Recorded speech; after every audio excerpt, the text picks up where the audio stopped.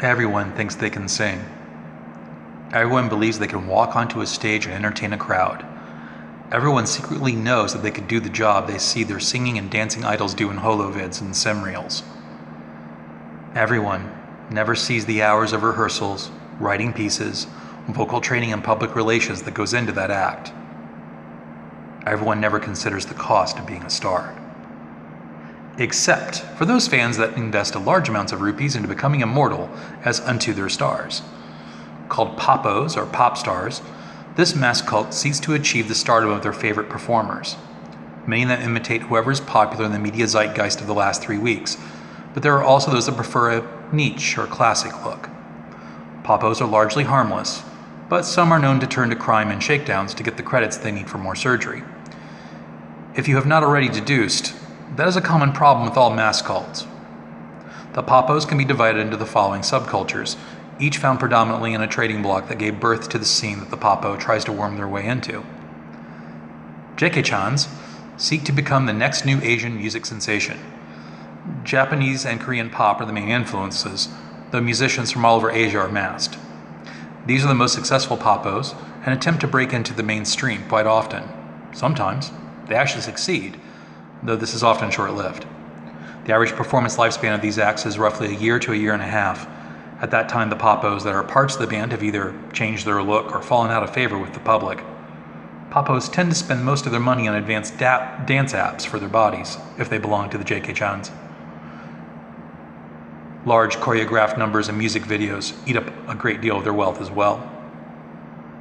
Sinatras, sometimes also called crooners, sing the torch songs and jazz of the 1940s to 1960s.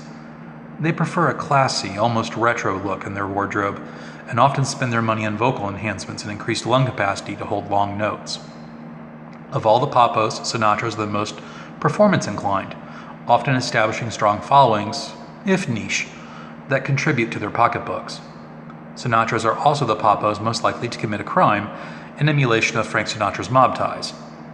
Female crooners are often called Ettas, in homage to Etta James, or Billies, in homage to Billie Holiday. Thrashers model themselves on the heavy metal, grunge rock, and progressive alternate rock movements of the early 2000s. Many drop rupees into cyber-smart instruments and holographic displays for their shows. No explosion too big, no song too loud. Soapsters are poppos that try to capture the high drama and serious acting ability of their favorite holodrama heroines and their romantic adventures. Unkind detractors refer to them as shrews, and garbos or mitchums are people who try to recapture the acting ability of the stars of the old screen. These are the poppos that are the least successful, although the garbos and the mitchums also tend to be the ones that don't alter their face. Instead, they tend to go in for applications that give them the lingo, the style, the refinement of the period. And so sometimes they find some success on theaters or in niche markets that still do live entertainment. Kicks are poppos that try to become the street-hardened icons in the manner of the first rappers or slam poets. Kicks sometimes break into the mainstream, and if they do, they have a longer shelf life than their JK-chan counterparts. Kicks are actually less inclined to crime than some other poppos, having more interest in building a legacy, but violent clashes amongst their own numbers are quite common and often fatal, usually when one composes a diss track about the other. You may have noticed that there is a form of music missing from the list of poppo selections, and it is that of the blues. Beginning sometime around 2040, blues musician Courtney Ramhurst was asked by a reporter for strings how she thought cyber-smart instruments would affect the performance of the blues.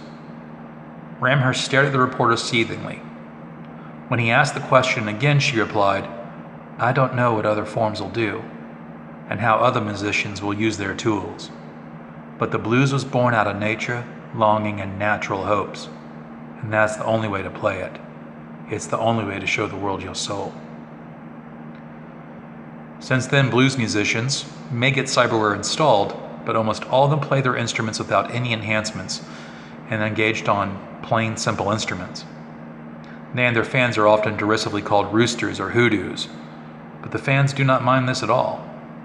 The blues is a community, a tight-knit community, And there are rumors that in some parts of Louisiana, if you walk into a juke joint and try to key up a synthetic melody, that the gators and the mosquitoes will eat very well that night.